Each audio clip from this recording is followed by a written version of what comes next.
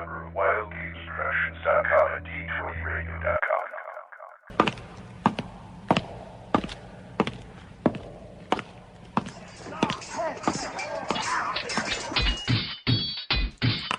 Roll for Initiative. Welcome back to the Roll for Initiative podcast, issue number 45. 45. We should be at 50 now, but, we take so many breaks. Nah, I'm kidding. Last week we didn't do a show because I was sick. Now this week Jason's sick, but he said, he wrote and demanded that we do a show anyway without him. He said the fans need to have a show, and he didn't want to go too long without it, and that's how dedicated he is to the show. The show must go on. Yep. I'm DM Vince, and this week we're going to have Matt sit in. He's going to be DM Matt instead of producer Matt. Hello, everyone. And as usual, DM Nick is here. Hello, everyone. I'm on a much better connection now. Hopefully. Oh, no, I'm at home, not at Castle Greyhawk. So That was pretty bad last time. We were talking, and you were like 30 seconds behind us. Well, the saving throw, we're like, that was last segment, Nick. I know. You would think with Mordekainen and Tensor and everybody like that, they would have a good wireless connection there. But no, they don't pay their bills, So, what'd you do this week, Nick? What did I do this week? Yeah. Let me think. I didn't say Homer Simpson. Okay. Besides working at the new job I had last Saturday. Yay.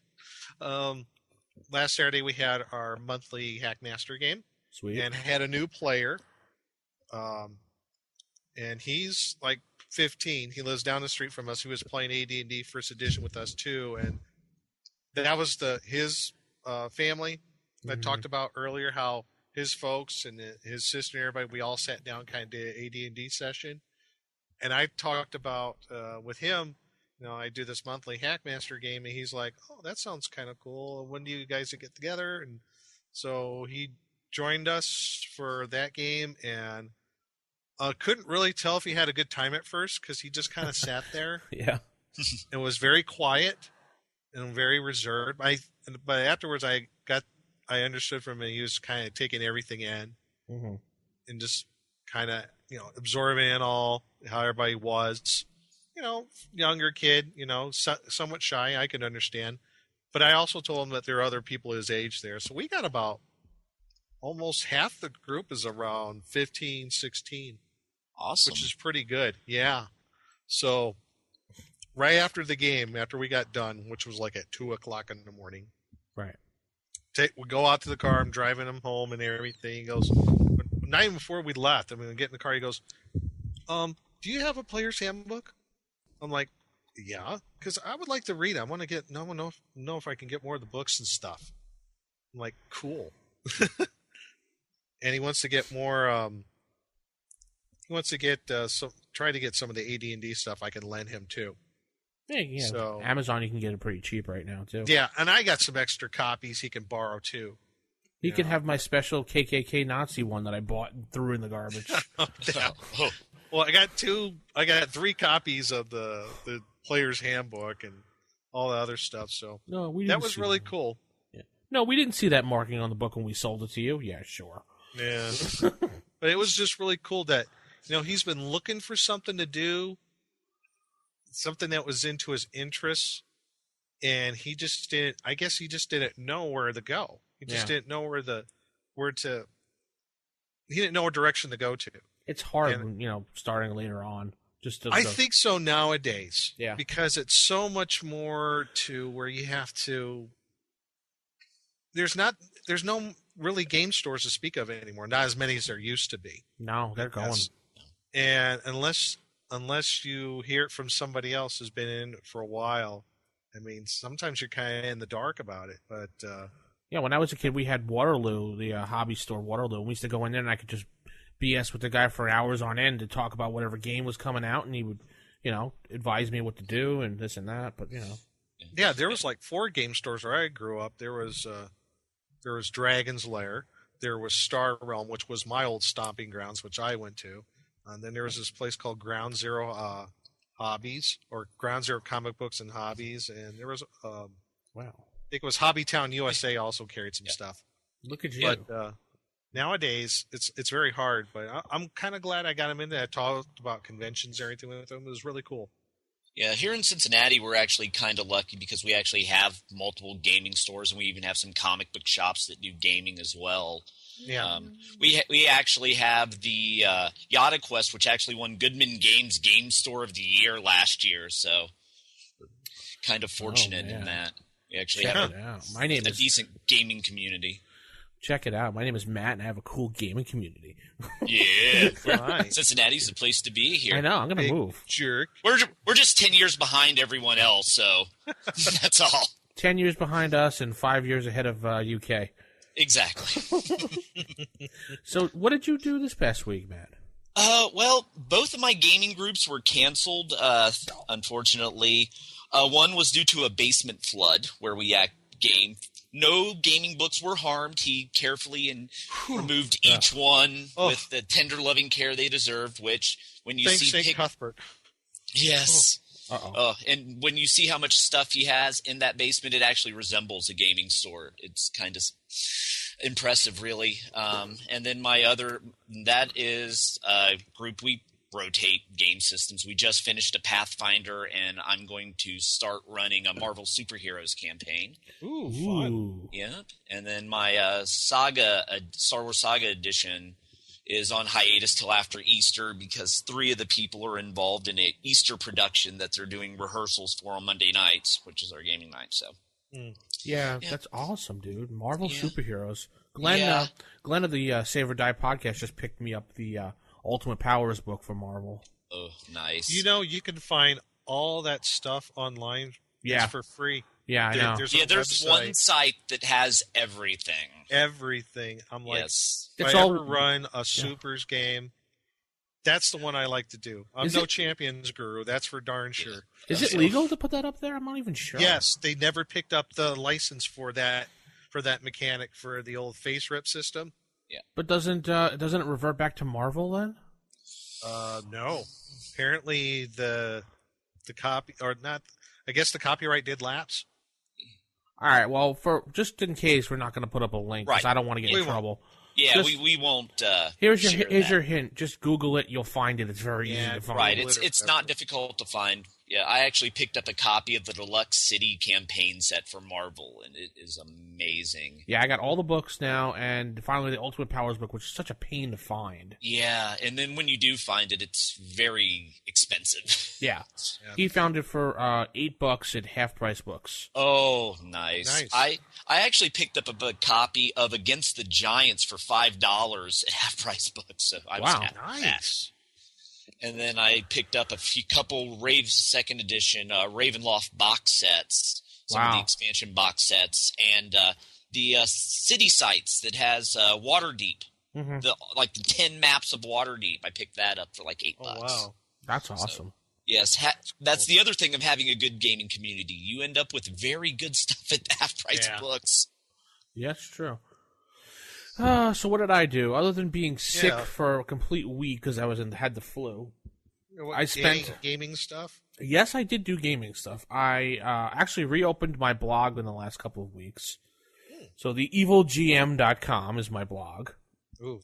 So Matt, you can put that in the show notes for people to Yes. read on that. And what I've been doing is just, putting down general gaming thoughts and everything. But this past week, I've decided to make a traveler size of the Marsh Cook BX book from D&D. So I have a traveler size, and I have a picture on the website of that. So it's smaller, more compact. It's cute looking. And I was doing that, and I was working on a smaller DM screen for Basic, for BX, I should say. Let's see. I've been watching this awesome TV show made by Dead Gentlemen's Productions that made Gamers 2, called Journey Quest. That's journey-quest.com is the website, and it's basically made by the same people. Some of the same actors are in there, but this is what they're doing is a bunch of adventurers on a journey that turns into a quest. And they have the stereotypical wizard who can't cast a spell, and when he goes to cast a spell, he sprays milk at an orc. And the paladins, he just goes, ha-ha, and he sprays milk, and he goes to cast a wind spell, and he gusts off his own clothes by accident. No, don't give away too much. No, I won't. I can't figure out it's either a fighter or a paladin. His name is Glorion, and he just runs around trying to slay as many orcs as possible. And just Sounds like every fighter in AD&D I've ever encountered. yeah, his answer to everything is just kill it and move on. Yeah. Okay. Cool. So they're just it's on this quest, and there's a bard following them around trying to catalog the quest, and funny things happen. I don't want to give too much away, but there's a lot of inside jokes and a lot of like goofy things that happen. And this is an online series? You can download it. It's free. It's Creative Commons share and share alike. I forget the. Are you on the site there? Yes. There's a Creative Commons share and share alike. There's no. Right. They claim no studio, no TV station, no nothing. It's fan supported and made by them. Oh, that sounds fun. Yeah, so you can download it for free. You can use it however you want to use it. It's really good. They got done with the first season. They're only like 7-minute episodes, but they're funny as heck. Oh, that's cool. So I've been doing that and looking over various games. Now, the Book of Sorrows, I was playing that, obviously, on Thursday. That's just about to end as they finally figured out where to go to destroy the book, and there should be another session, and that should be it. Then we're going to take a break from D&D. Actually, we're going to go play Last Unicorn game Star Trek. Wow. Yeah. Okay. The original series. We're going to try playing that for once or twice, just to get a sci-fi thing going. That would be fun.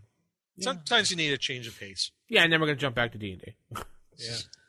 Well, I remember when I suggested a change of pace for everybody, I said, let's try Call of Cthulhu. And there's like two people like, no. And some people are like, why? What's wrong with that game?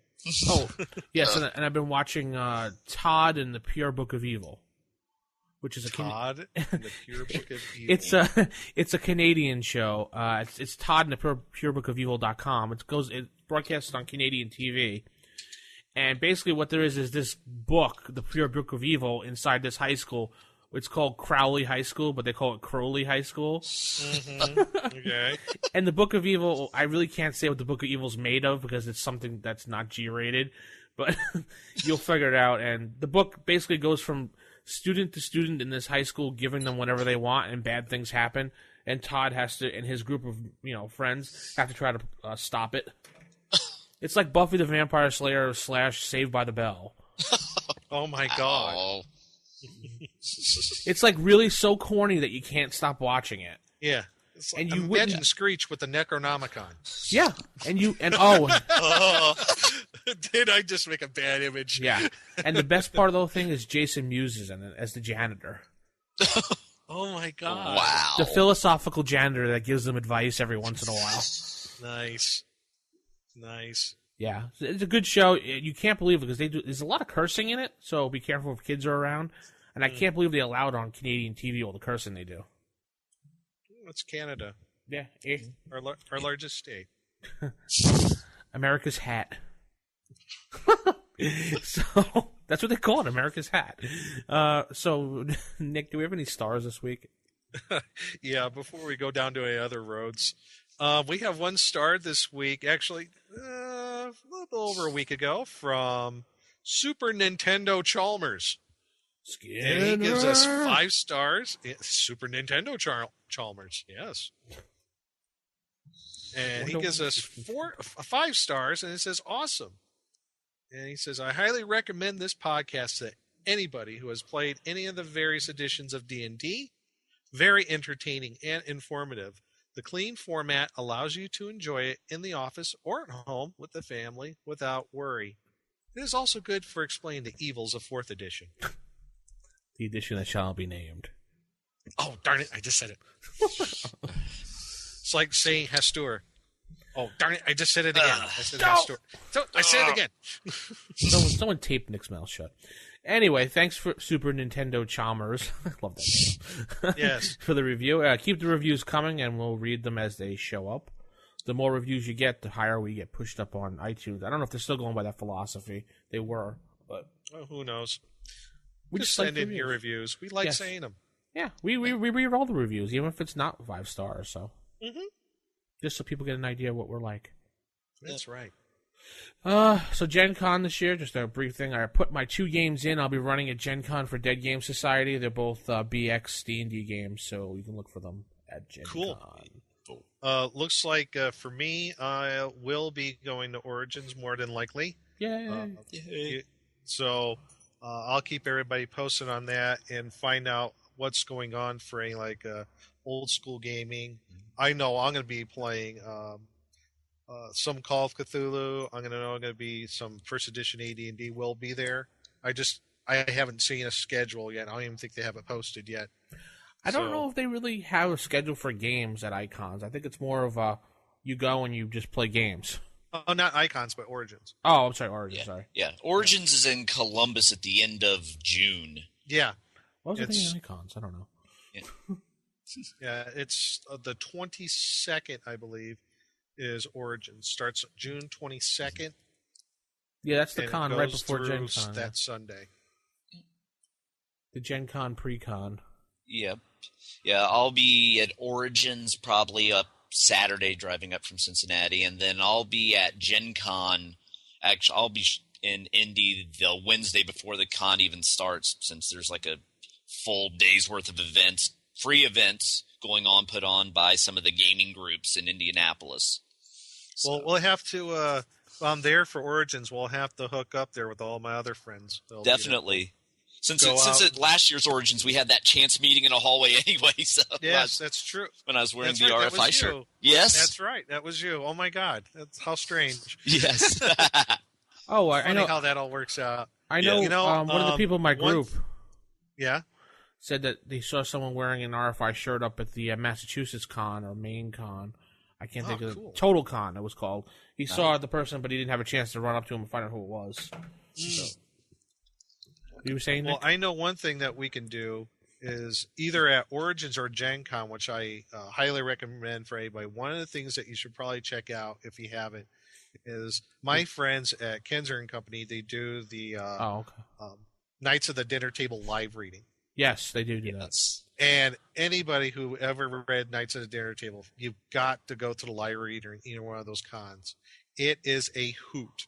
You will have a blast. You will laugh your keister off. Mm-hmm. And it's so fun because you out there, you listeners, might get picked to read. So it's a beautiful thing. Yeah, definitely. I thought you were going to say something else, but if you go to Gen Con, definitely. I don't know if they do it at Origins, but the Hickmans, Tracy and Laura, do Murder Breakfast, I think it's called. Oh, yeah, the Killer Breakfast. Killer They're Breakfast, actually yeah. doing 2 this year. It'll be Saturday and Sunday. Yeah, Killer I Breakfast. had a chance to sit down with Tracy Hickman last episode of Save or Die and had a nice interview with him. That's saveordie.info. You can listen to his DMX, I think it's, or DX. I can't think of it offhand. I apologize, Tracy. His system that he made up, his own homemade Yeah, system. the XDM. Thank you. And another one, Yeah. before we forget, later on this month, GaryCon. Tree.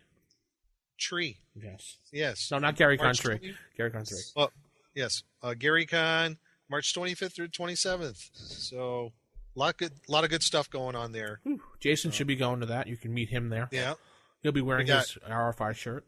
Yeah, they got original D&D Brown Box going on, run by Tim Kask. Frank Metzer running first edition AD&D. So is Rob Kuntz. Jim Ward's running Metamorphosis Alpha. So a lot of good stuff going on there. And much more. Do they only play all the Gary games at Gary Con, or do they play other things? There's Circus Maximus going on. Okay, I was just curious. Yeah. Looks like Goodman Games is going to be there.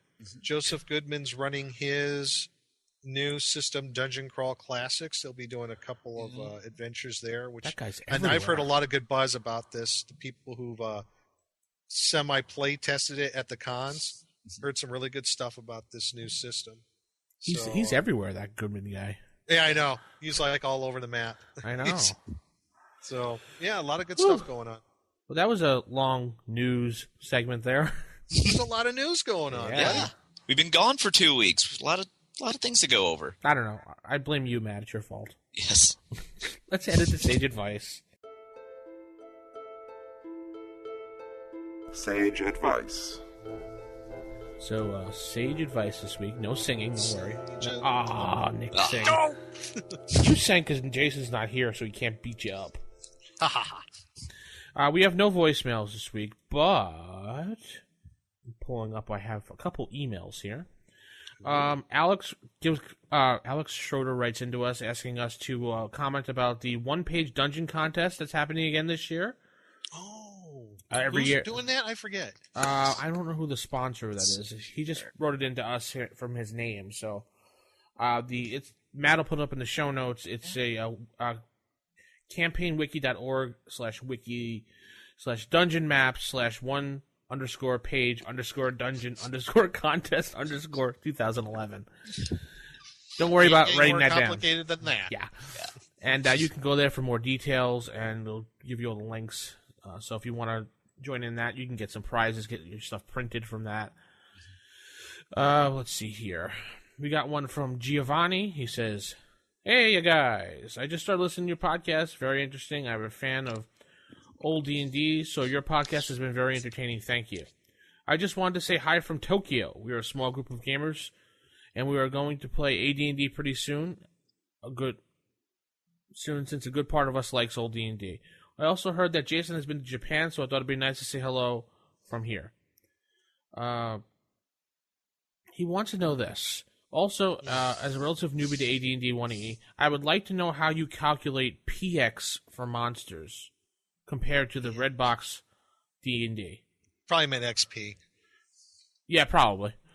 I am particularly interested in making house rules to use for bits for various and other versions, but he wanted to know how he calculate XP. Nick, how do you do it?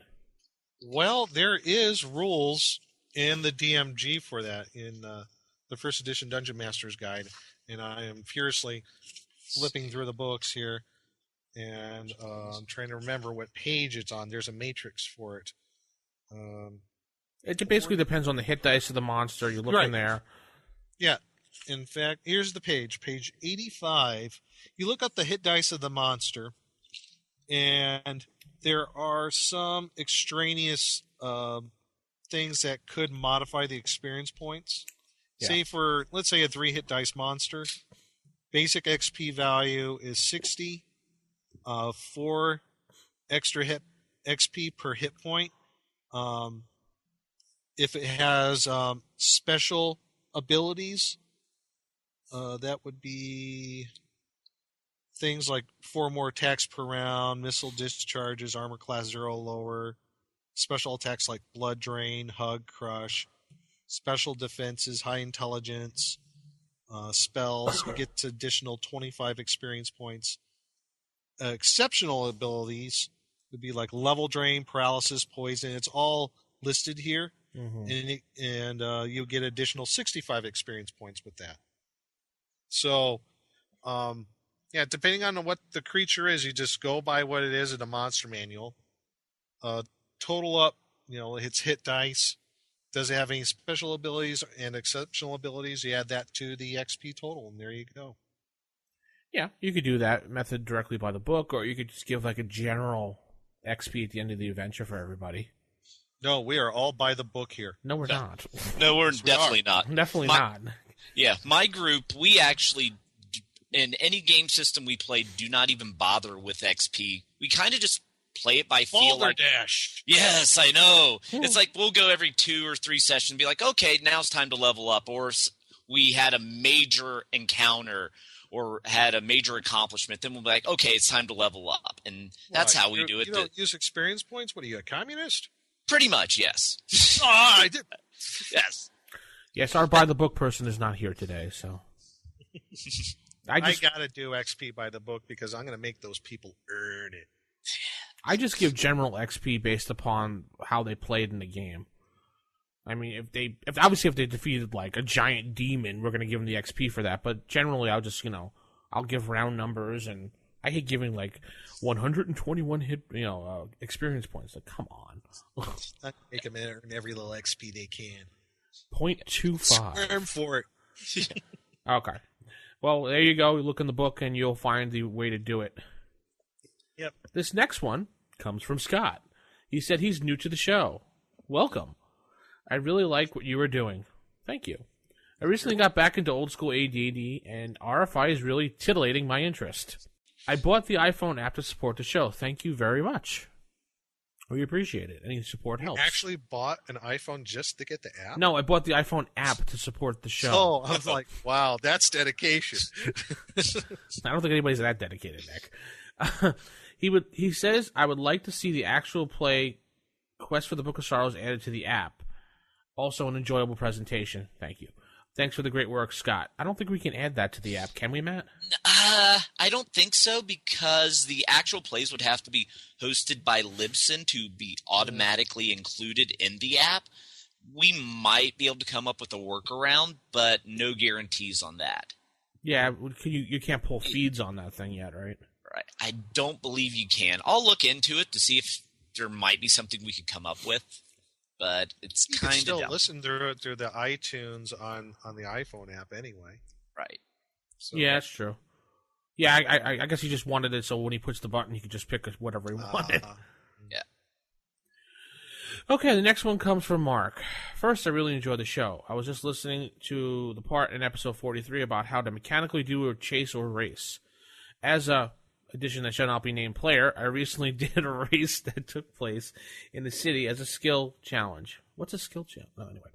With each character on their own timeline based on successful or failed skill checks. Again, I don't know what the skill check thing is. The player who accumulated the required amount of successes won the race. I never told the player that and it did create some race-like tension. Anyways, great program. Just got my eBay first edition core books in the mail today. Thanks. Okay. Cool. I guess that's how they do it in the edition that shall not be named. Yes. Yeah.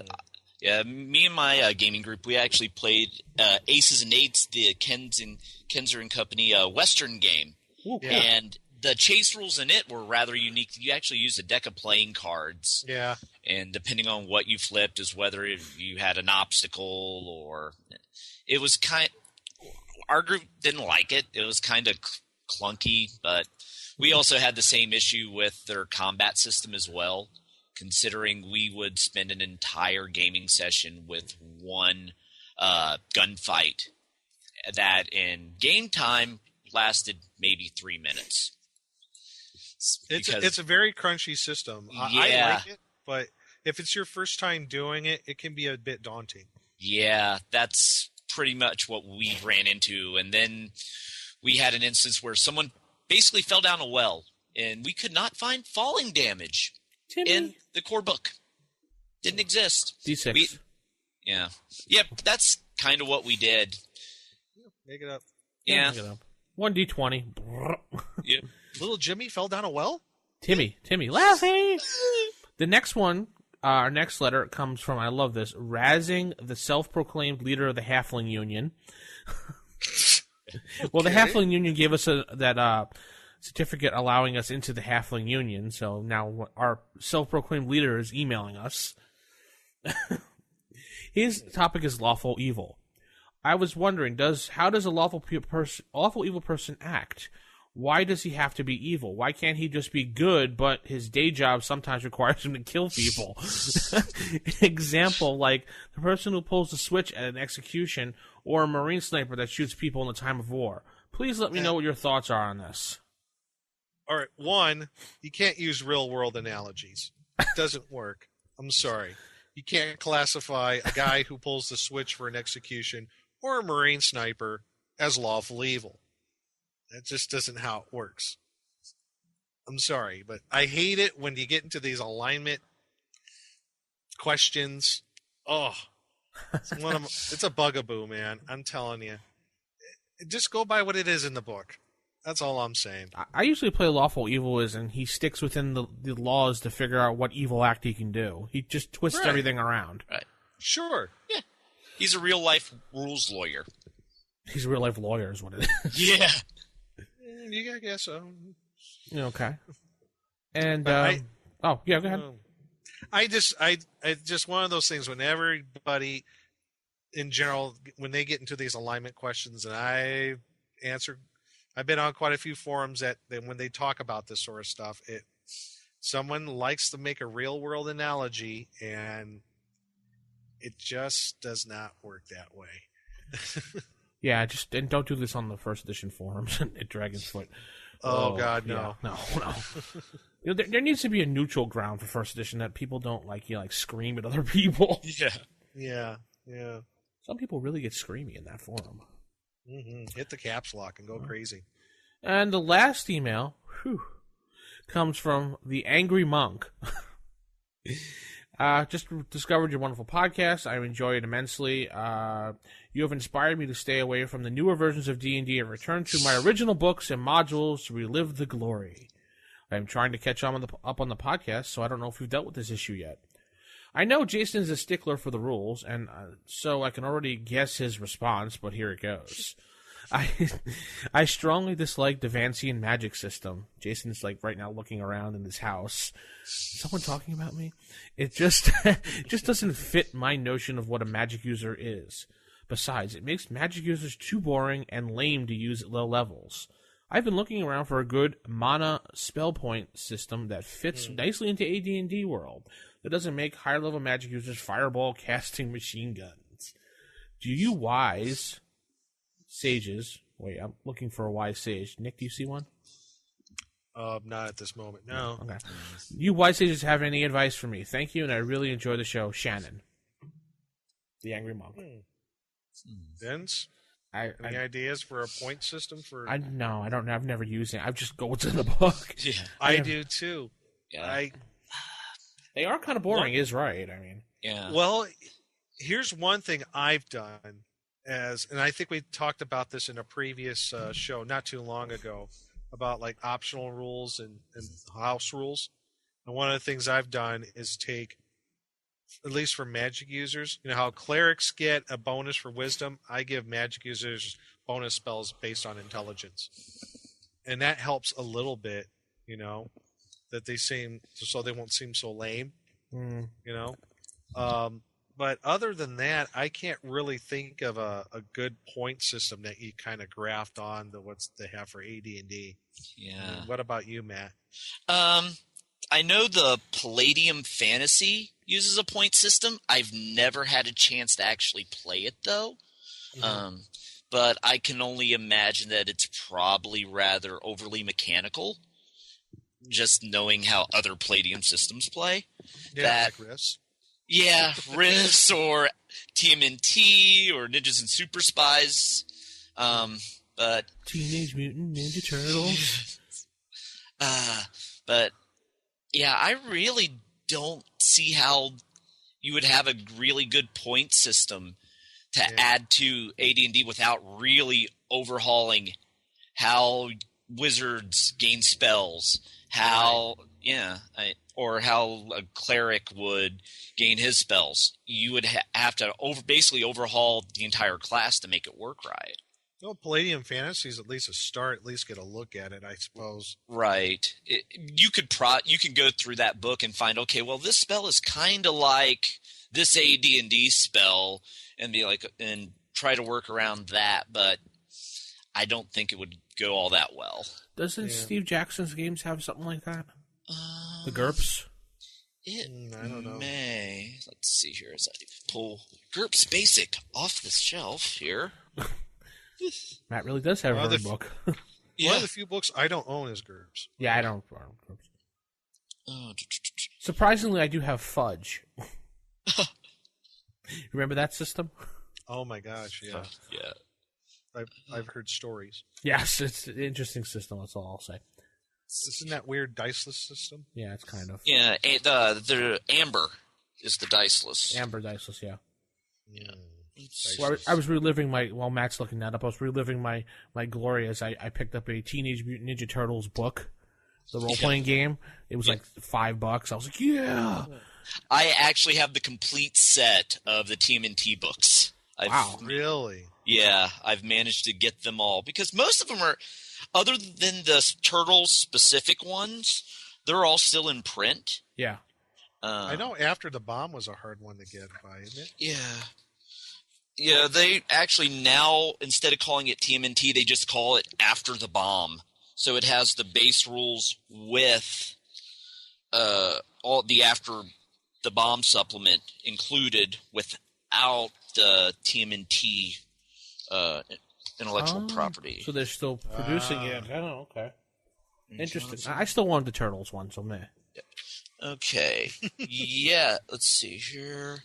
We had lots of Is hours. it a point playing system in GURPS? It's something. I'm flipping through it and I can't really figure out because it talks about magic, but I don't actually have like the book for magic. Yeah, it's a separate book, isn't it? Yeah.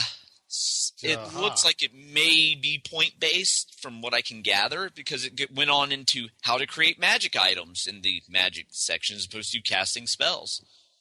So. Well, anyway, we'll post it. If we find something out, we'll post it in the show notes as usual. So we just move on. We don't want to spend too much time on something like this right now. Yeah. We'll just email them if we find something interesting. And if anyone else does find anything interesting, you can email us at what, Nick? I have no flipping idea. rfistaff@gmail.com. Or you can go to rfipodcast.com, and we have our own set of forums there with some very active community posters, yeah, that's it, who are listeners, yes. Or you can call and voicemail us at 570-865-4210, the RFI hotline. The hotline. Where kobolds are standing by. That's right. And we'll head into table manners. Typical. Of all the evil creatures in the world, I'd like to find one with table manners. What, are you kidding me? I spent years cultivating the worst table manners on the planet. Table manners. All right. Table manners this week. We'll be dealing with something, item saving throws. And if you use them and what it is, then they stay crunchy even in milk. So. Yes, throughout the whole, every last bite is all crunchy. That's right. Much like Cheerios. Yes. Item saving throws, what is the purpose of this? Well, item saving throws are used for, well, particular items that a character might own or an NPC might own, or might find in a dungeon, and they are they're subjected to some sort of attack form. Mm-hmm. Either cloth, glass, liquid, metal, whatever it may be, is subjected to some sort of attack, like fireball, or crushing blow, or a fall. And there's a matrix on page 80 of the Dungeon Master's Guide that shows you, whatever the item is, and the attack form, and the target number. Now, there are some modifiers to this, like if it's a magical item, magical items get +2 in all rolls, plus a +1 for each plus they have above +1. Can it get more redundant? So, i.e., a +1 would equal +2 on the saving throw, +2 would equal +3 on the saving throw. Also, magic items gain +5 on saving throws against affected attack forms from its own mode. So, like a Ring of Fire would get +5 in addition to saving versus Fireball. So, and that's how it works in a nutshell. For me, I only used the saving throws for items. I've only used it for magical items. I don't think I've ever used it for non-magical items, which you could, I suppose. Unless or maybe like if it was like something specifically written into an adventure, like it says, if such and such happens, all the items on the character need to make an item saving throw, blah, blah, blah. I don't normally use them for everything, because I did once, just out of chance, like the group got hit by a fireball, and I had everybody roll saving throws for every item on their list against fireball.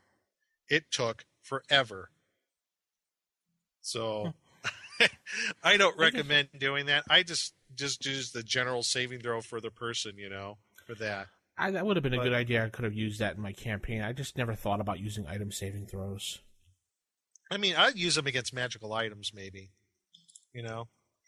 But other than that, that's pretty much how they're used. There's some excerpt. There is an excerpt, like for item saving throws on page 881, specifically regarding artifacts and relics. Now, this might be interesting to everybody. it does say for artifacts and relics, because of the very nature of these items, you may desire to disallow any destruction or harm to these items by common, normal, or magical means. This rule may apply to some, all, or none as you deem best in the circumstances of your campaign.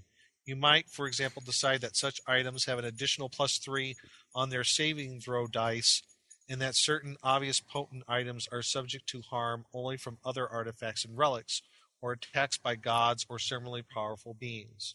So, in that regard, with that paragraph, it pretty much leaves it up to the DM. Does an artifact or a relic, like, I don't know, the Ring of Gax, is it susceptible to destruction at all?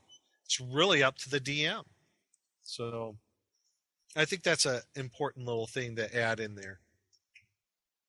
So. Yeah, I know there was one example in my actual play I could have actually used this, is when one of my players, the magic user, had this wand that he had, and it was actually a fireball wand I gave him, just so he would have a little something extra as opposed to never having spells, which he seemed to run out of all the time. So what he did was they flung open the door. They were going after this guy, and they flung open the door, and he just aimed the wand in the room and just blasted him in the room. Well, he forgot to take into account that in the room could blast? be the back blast, and not only that, in the room there were flammable items. Oh, geez. Such as various liquids that the guy was working on, because he was in his lab, and near the lab was his bedroom. So, generally when you work at home, you bring things all over the house. So he jumped in the room, blasted the fireball, so I let him roll that. And then the back blast came, and the whole party got zapped with this giant boof of fire. So I could have probably did a saving throw for all their magical items, but I didn't even think about it. Yeah. What about you, Matt? Have you used item saving throws at all? No. Usually, the only time I would even possibly roll one is if like an object was being specifically attacked or affected. As just maybe if the character falls underwater and they have some papers on them, I'll check, see, are the papers sealed up right to prevent getting wet, but really, I think it just kind of bogs down things if you start rolling for everything in their backpack. Did it save? Yeah. Did this save? Did this save? Mm-hmm. So really I would only use them for very important items that would actually affect the game in an interesting way, as opposed to, your belt failed its saving throw, but your pants are fine. Doesn't really make much sense. Or vice versa. Yes, you have a belt, but now you have failed. Yes, yes, you have a belt, but you have no pants. How does that work? Yes. So I don't really use it. Nick, you don't really use it much. Not much. I think I probably use it the same way Matt would. If the item was specifically being attacked, I would maybe use it then. Other than that, maybe for magic items that were affected in some way. I could totally hear Jason saying, "I definitely use this," because I think I've heard him use this in his podcast when he had him up and running.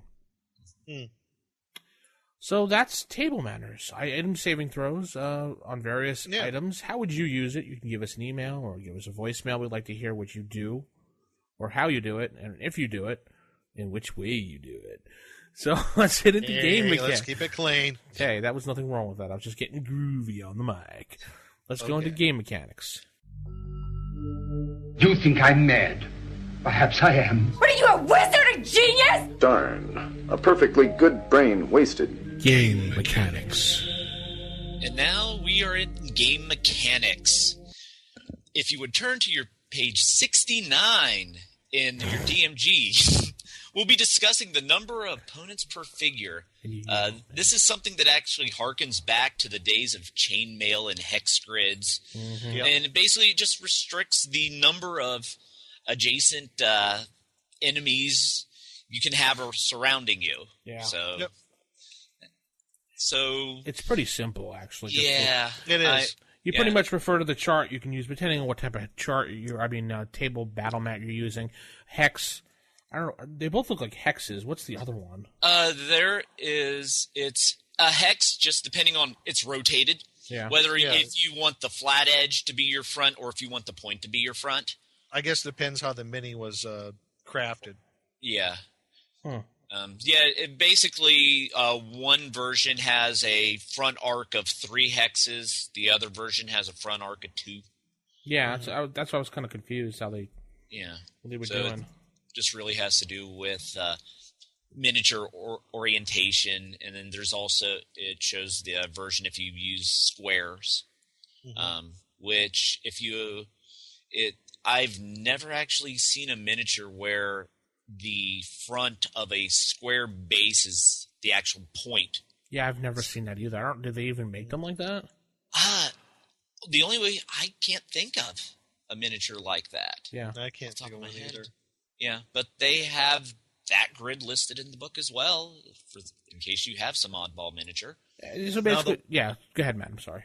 Yeah, but so do any of you actually use miniatures in your first edition games? No. I do placements on charts and things like that. Like when I'm doing the actual play, I have my my whiteboard Maybe here. Marching order. Well, I do have a whiteboard, which I will tell the players this is what it looks like, and I'll let them visualize it. But for my tracking purposes, I have where they're X'd at and where they're not, so I can get an idea who's flanking and who's rear attacking and stuff like that. Because that's important. I mean, the +2 for a rear attack is important sometimes. Right. Mm-hmm. Yeah. One thing I found interesting. I'm sorry. Matt, go ahead. No, go ahead. One thing I found interesting on this, I must have forgotten, is right in the middle section here. Basically, the difference for small, medium, large figures. If the central figure is, like, for example, small, it tells you how many medium-sized figures or how many large and how many small figures can attack it in a single round. Yeah. So if you have a small figure that is the defender, I guess you would call it, it can have 4 medium creatures attack it, or 2 large figures, or there are 6 small figures. And if you have a size medium that's defending, it could be attacked by 8 small opponents, 6 medium opponents, or 4 large. And if it's a large opponent, 12 small, 8 medium, and 6 large opponents can attack it at one time. So I thought that was interesting. So if you need to determine, like, the giant rats are attacking your character, you can have up to 8 giant rats attack that one character at one time. Yeah. So. Yeah. My group, we use a lot of miniatures. Pretty much for any system, even if it doesn't really have rules for using miniatures. Just we'll draw out, like we played a top secret SI game. We were drawing out the buildings and we had our figure placement. But when it came to actual movement and positioning, we kind of played that loose. It was just more so we had a visual representation. Since we have all these minis, we might as well use them. But when it comes to actually, you can only have so many figures attacking you this round. Right. We probably wouldn't use those rules. We'd just be like, it makes sense. These figures are around you. They can attack you. Not, sorry, only 6 humans, even though more are around you, only 6 can attack you. Yeah. If you have... depending on if you use these squares, you can have 9 people threatening you, but under those rules, only 8 of them could attack you. Right. So I guess this is kind of like a guide. It's a good guide, at least, to go by. Right. If you're not sure. Yeah. If you haven't played war games or miniature games, it gives you rules to work off of for using hexes and squares and manipulating your figures that the wargamer, say, would already just have under his belt and be comfortable with another setup. Right. Yeah, this is just more complex than you really need to do. I mean, you could visualize it. If you're a real stickler for it, then go for it. But I think the post-2000 editions kind of harped on this a lot.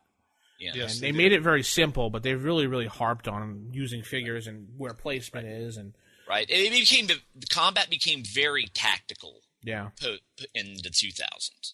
It was less abstract, I guess. Yeah. It actually became, you could run a standalone war game using the combat rules in like 3.0 and 3.5. Mm-hmm. They were that detailed in how combat is handled. They could be their standalone game. Well, they had a standalone miniatures game for a while for 3rd edition. I remember that. Yeah. Chainmail they had. Yeah, they had Chainmail, and then they had the D&D minis that evolved out of that, which was a different rule set. Chainmail, I think, was second. No, it was 3rd. Okay. Because we actually, my group actually started playing it because you were able to. Well, then you were able to buy it and paint it yourself, and we had fun doing that. So okay. Wonder why it died out. Because you had to paint it yourself, and they were expensive. Yeah. Okay. Yeah. Yes. When you have the painted miniatures, it really limits your market. I'm not a painter. I have no skill when it comes to painting. So any miniature that's not pre-painted, I don't buy. Wow. Yeah, I think a lot of people were like that, but I noticed that Paizo went to the whole you paint it yourself deal. The minis are cheaper that way, they're saying. Yeah. And then you're actually able to do metal miniatures that way. Yeah. Where I still like metal miniatures like from Reaper. Yeah. There's a guy that comes to Mepicon every year, speaking which is coming up next month in April. The local con here, he's from Reaper. I think he's from Reaper. He has all Reaper products, and he does a seminar every day. You can sit down with him, and he teaches you how to paint the metal miniatures, and you get to keep it at the end. Oh, cool. Nice. So, yeah. Teaches you how to paint, what brushes to use, what paints, how to mix it. It's a really good class. I appreciate that he does. I think his name is Brian. Yeah. But anyway, do you guys use this at all, or no? I haven't, but No. Sometimes I use use it. It'd be a good guide, though, if you weren't really familiar with, like, facing rules and you can't really think of anything on the fly you're not sure about. I think it's something decent to go by. I've never used a hex map ever in my life. One. Really? No, I Really? hate the hex maps. Oh, I don't like them either. I always have used square maps with the squares. Always. I mean, ever since I saw that rule in 1E that said optional, you can use square maps to represent. I have always used that. I cannot visualize the hex map. They just look stupid to me. I don't know. I think not insulting anyone out there. I've always associated the hex map with the outdoor and I hated that square too. maps indoor. Yeah. Maybe it's because how a lot of things are published as far as the modules are concerned. If at least I notice, anything that's outdoor adventure-y, it's always hex, but indoor is all square. Yeah. So, Yeah. The only time I use a hex map is if I'm busting out one of my old Avalon Hill war games. Oh, yeah, wow. Outside of that, it's always squares. All right. So if you use this rule, let us know, and we want to hear about it. And I believe we're going into Creature Feature Theater next, if no one has anything else to say.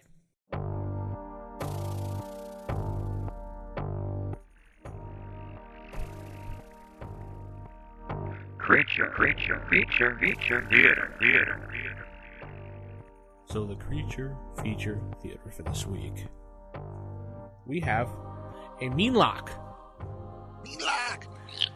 Hailing from the Fiend Folio, yet again. We love that book. Mm-hmm. If you turn to page 63, the Meanlock is that big, hairy, spider-like thing with big eyes, and that's it. No. Oh, that's not it? It's 2 feet tall and covered in black and shaggy fur. Oh my god, Shaggy must be upset. Their heads are white with cut with dark ridges. They have a hard appearance and will cause fear in any person with 4 or fewer hit dice who sees them, causing the victim to fall inert to the ground for 5 to 8 melee rounds. Wow. Yeah, nasty. So these are like they're like a boogeyman creature. Their hit dice are 4, so like around level 4. They're always in their lair. Yeah, 100%. There you go. Oh, and they have paralyzation as their special attacks, and they have dimension. Oh, wonderful! Dimension door as their defense. Yeah. So you could see this thing coming out, going, and then jumping into the shadows in this door and going to someone else.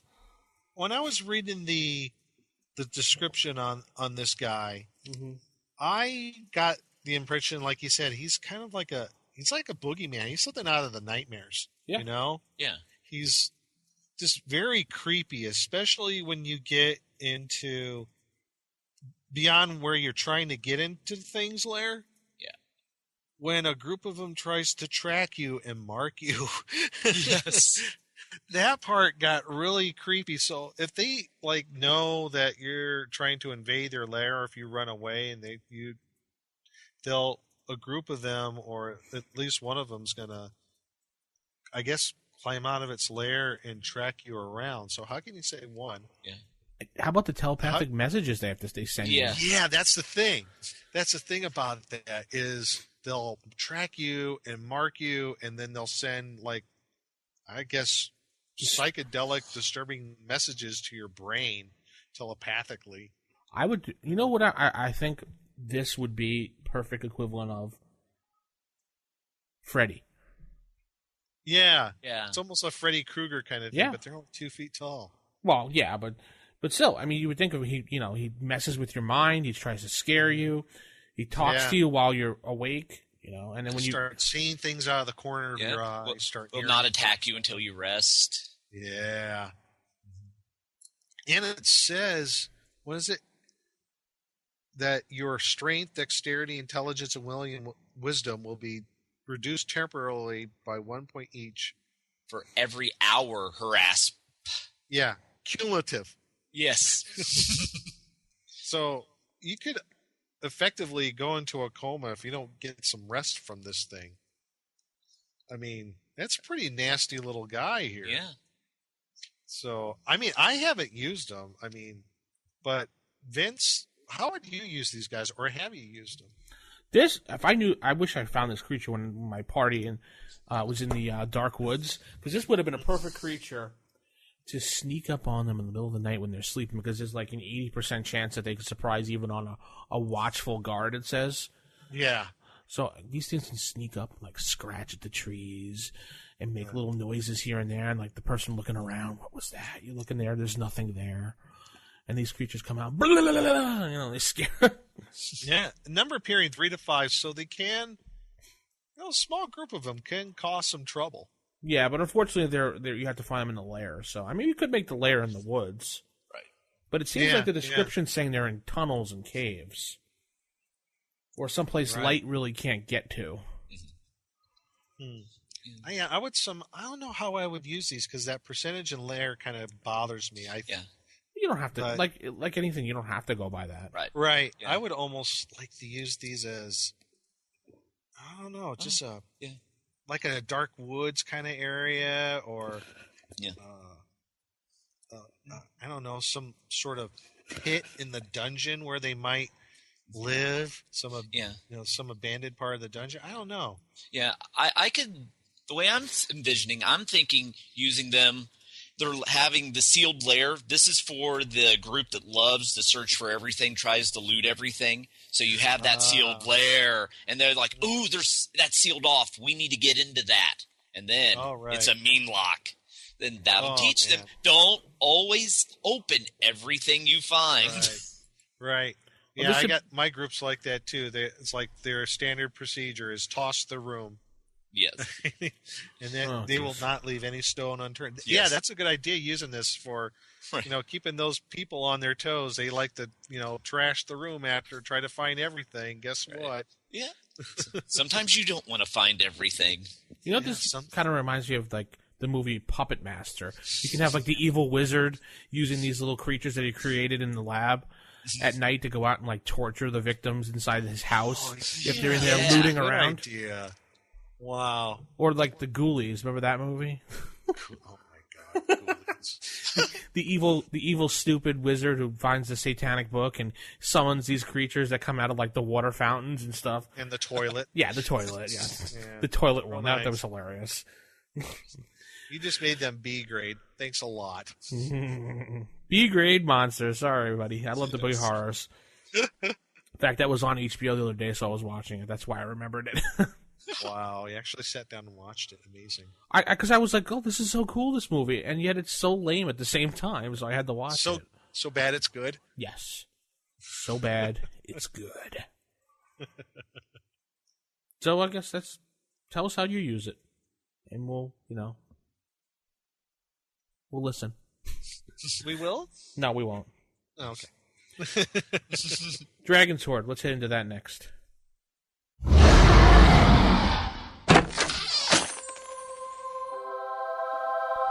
The Dragon's Horde. All right, here we are in the Dragon's Horde, and this week we're going to talk about a real cool magic item that I practically forgot about, the Helm of Brilliance. Mm-hmm. Now, yeah, if you look in your DMG, page 145, Helm of Brilliance, it'll look like, just give a description of this guy. It looks like a regular piece of armor, like a Bassinier Sallet, made of iron or steel. It has a command word when you find it out. It somehow could be etched on, however the DM wants it. When you find out its, I guess, command word, you will know how the true nature of this item. And it is empowered. The true nature of the helm is visible to all. The helm is armor of +2 value. Has 10 diamonds, 20 rubies, 30 fire opals, and 40 opals, each of large size and magicked. And each of these gems performs a particular type of magic spell. And anytime when a bright light strikes the helm, what does it say? The helm will scintillate and send forth reflective rays in all directions from its crown-like spikes set with gems. Very Gygaxian there, I must say. Yeah. So the diamonds, each diamond will get, this is where this thing becomes very, very cool, just at the get-go. Each diamond, as you use it, can cast Prismatic Spray as the 7th level illusionist spell. Each ruby will cast Wall of Fire as the 5th level druid spell. Fire Opal will do Fireball as a magic user spell, and an Opal will do Light as the cleric spell. Wow. Each gem will perform each spell-like power in but one segment, so only one segment to cast. But each is only used once. Once you use a gem for that particular type of spell-like effect, it burns out, basically. Cannot be recharged in that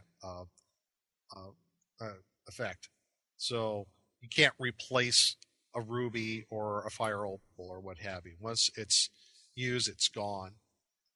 But it even gets better, folks. Wait, there's more. A Helm of Brilliance also is capable of the following magical properties when activated. 1. It glows with bluish light when undead are within 30 feet. This light causes pain and 1d6 points of damage to all such creatures, say skeletons and zombies. Cool.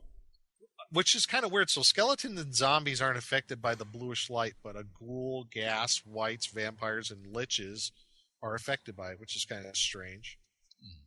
2, this is where I thought, oh my gosh, this is like the coolest thing on the planet. I want one. 2, the wearer may command any sword he or she wields to become a sword of flame. This brings additional to its other special properties, if any.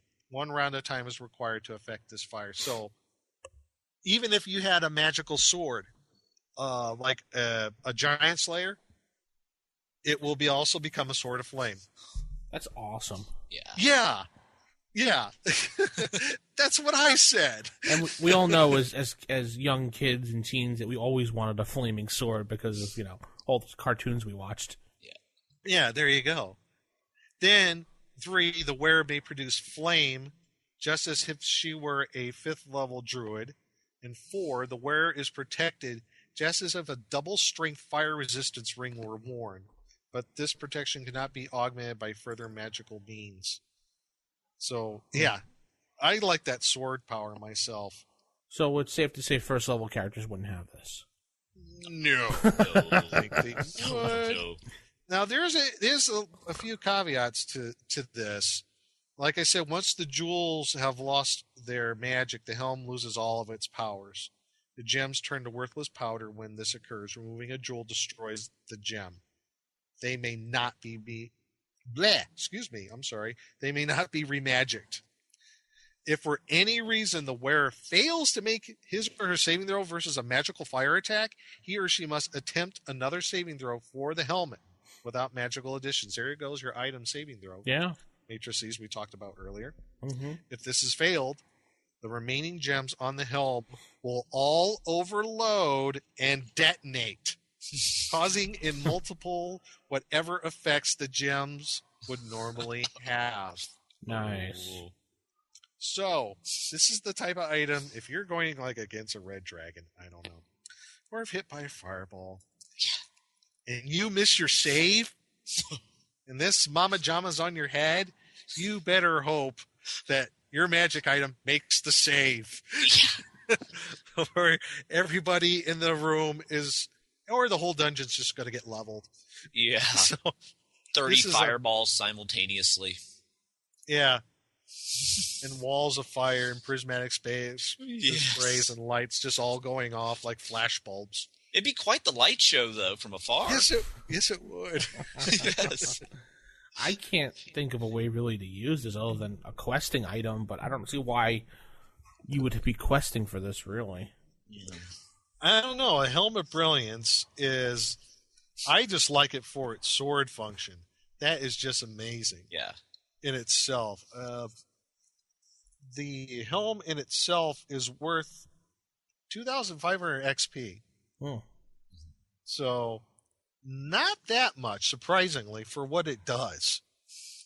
I think the possibility of this thing going like Death Blossom, like Last Starfighter here, yeah. If it loses its save, I guess maybe knocks down the XP a few. But this is a really cool magic item if you can, get your hands on it. But like you said, Vince, I don't know if this would be something that you would quest for, or it is powerful. I think it would be something that I guess you could in a mid-level adventure. You could maybe go on a quest for this sort of thing. I could see this being something like you're working with this church, and the church hires you because this leader is using this item and abusing it, and they want to take it back to whatever, and your objective is to try to smuggle it away from this guy. I could see something like that. Yeah. I can see something like this. Honest, I don't know why, but this seems like something like the quintessential magic item you would find in a dragon horde. I mean, this is like beyond the magical sword that you would find or whatever. This helm would be in some sort of horde with a dragon. I would just, I could see a lich wearing this. Yeah. Maybe. What about you, Matt? How would you maybe fit this into a campaign? Really, I'm kind of with Vince. I can see the big bad having this and using it as a weapon to fight the players. As for just having it being like a dragon horde or having them ever actually be able to use it, I'm not really sure. It just seems like it can do too much, and once they discover, hey, if it gets exposed to fire, magic fire, it could blow up. They'll only use it in situations where that's not possible. Now, if you could give it to them and they wouldn't be aware of that, you could have some fun with them. If you wanted to go for a TPK. Yeah, well, that's what I was kind of thinking. Out there, everybody out there who's listening to this Helm of Brilliance and how they might have used it in their campaign. I'm really interested in hearing if anybody has some stories about when this magical item failed at saving throw against magical fire and what happened. I would be really interested in hearing those stories. So we'll just leave it up to the folks out there and about the Helm of Brilliance, how you used it. Did it fail at saving throw one time? So That's a Helm of Brilliance in a nutshell. I guess, Vince, we'll move on. Yeah, we'll be right back after this. From the tome by Arlok the Wizard, Prestidigitators Council, Volume 3, Concerning Alterations. During the months when Baron Athen's land was being cleared and a fortress built, I was determined to maintain the peace. Any danger could cause the settlers to abandon the effort and make for the security of their former homes. I made a point to visit my goblin friend Ulsh every few weeks. For a long time, he was still under the power of the charm. At first, I brought him silver, a small fraction of what we had taken from the defeated goblin tribes, but also jewels, finery, and even food. I advised him to share it with the remaining goblins, to promise them things would get better, and to offer them new quarry after a few years of peace, during which they could build up their strength. But I was mindful that I would soon arrive at our meeting place and find him back in control of his faculties, resentful that I had manipulated him with the charm spell, and bent on revenge. I was not especially afraid of him, and when I went to see him, I prepared what spells I would need to put him down if he turned hostile. However, I soon realized that what I had done by building him up amongst his people offered an opportunity to finish off the remaining goblins and keep others away for many years. I contracted from the peasants the sewing of some goblin-sized suits of padded armor. I made sure these contained several layers of silk. This was costly and took a considerable portion of the silver I had gained from the goblins, but it contributed to the wealth of the new town, which I was glad to do. I brought this silken armor to Ulsh at one of our meetings, and told him these would protect his tribe in battle. He was delighted. Though he could only muster a dozen warriors from all the tribes we had defeated, I told him they would look so powerful in their new armor that he would eventually attract many followers and terrify any opponent in battle. Though still charmed and hanging on my every word, nothing I said or did was untrue. By this time, Ulsh was already greatly respected by the remaining goblins for appearing to extract tribute from me, a claim advanced by my connivance. He had gathered the survivors of our raids, and with the riches I gave him, welded together a new tribe. By now, months had passed. It was all but certain the next time Ulsh and I met there would be a confrontation, as the charm would finally have worn off.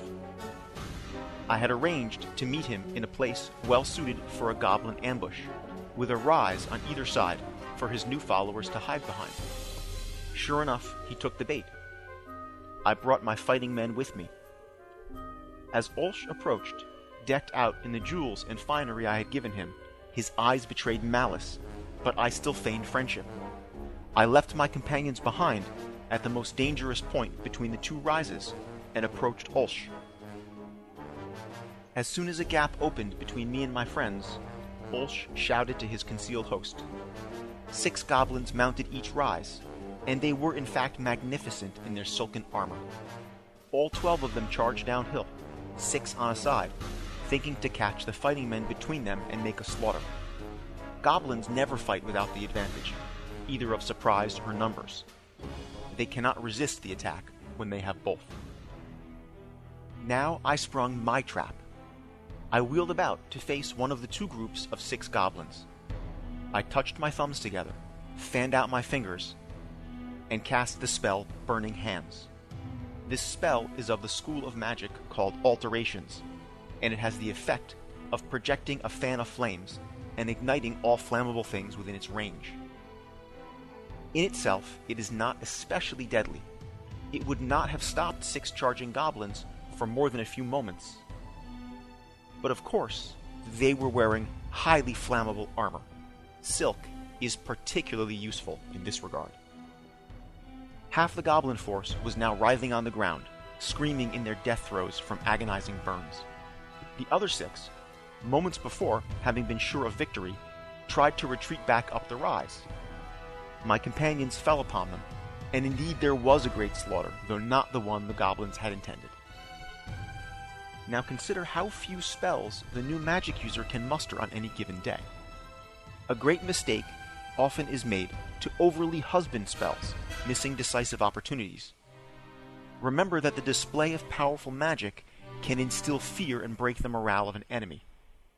Had the second group of 6 goblins known I could not cast another spell against them of such effect, they might have rallied and stood a chance against the fighting men. But they gave up their advantage, turned their backs, and fled out of fear of me. Now I mentioned the magical school of alteration. In addition to Burning Hands, there is another alteration that is easily accessible to the new magic user. It is called Enlarge. By it, one can increase the size of a thing, or even a person. I could have increased my own height, or that of one of my companions, by almost half again, with the concomitant increase in physical strength and intimidation. But Enlarge has an interesting property as an alteration, one it shares with some other spells, which should be considered. It is reversible, and quite trivially, once you have mastered its use. In this reversed capacity, the alteration is called Reduce. I had decided that Ulsh was to continue to serve me. However, it was no longer his friendship that I required, but his fear.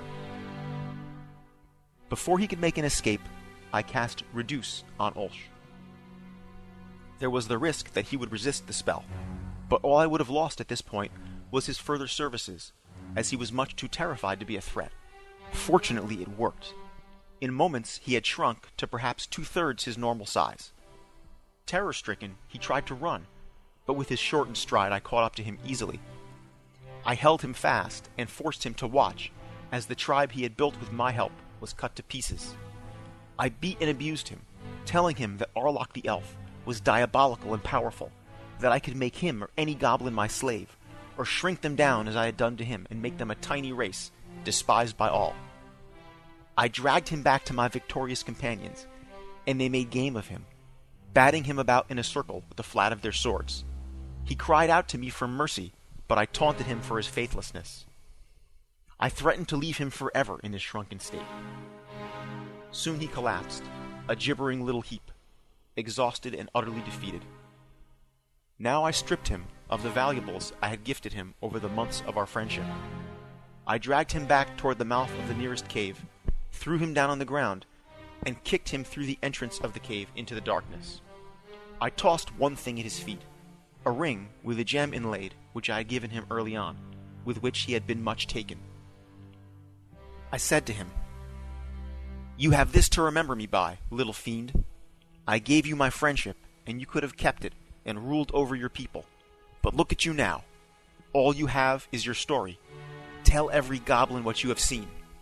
I rule this land now, and what has befallen you is the destiny of any goblin who sets foot here." And so I left Ulsh the Goblin. I cannot be sure of what came of him, but he probably fled the caves into the wilderness beyond to find a new tribe. Their chief would take his precious ring as tribute, and with it hear his story, and learn to fear the land from which we had driven Ulsh and cleansed of goblins entire.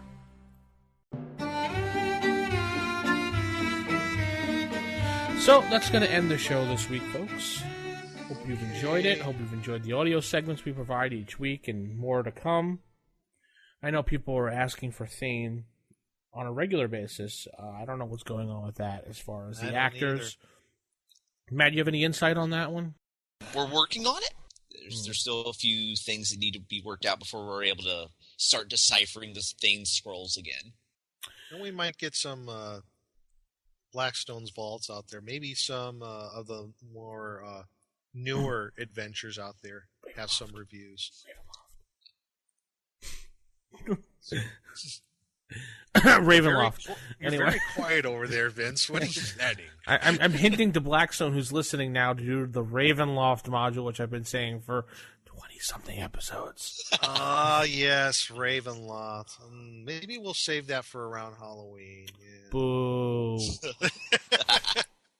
I'll talk to him. I'll see what he can do. He could be very temperamental. And he might throw me to a Zotiog. I don't know. Strahd will get you.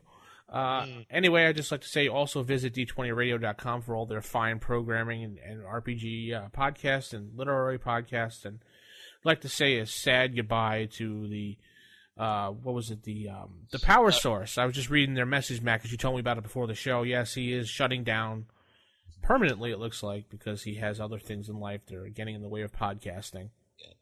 And then Radio Free Hamlet, the other 4th edition podcast on the D20 Radio Network, is on hiatus as well.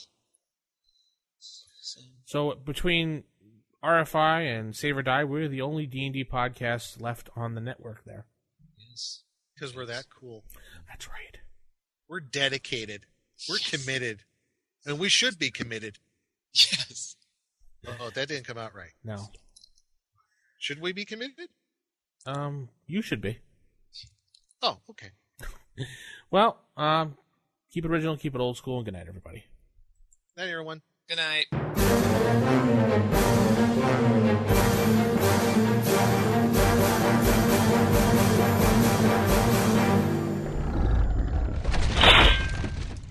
Roll for initiative.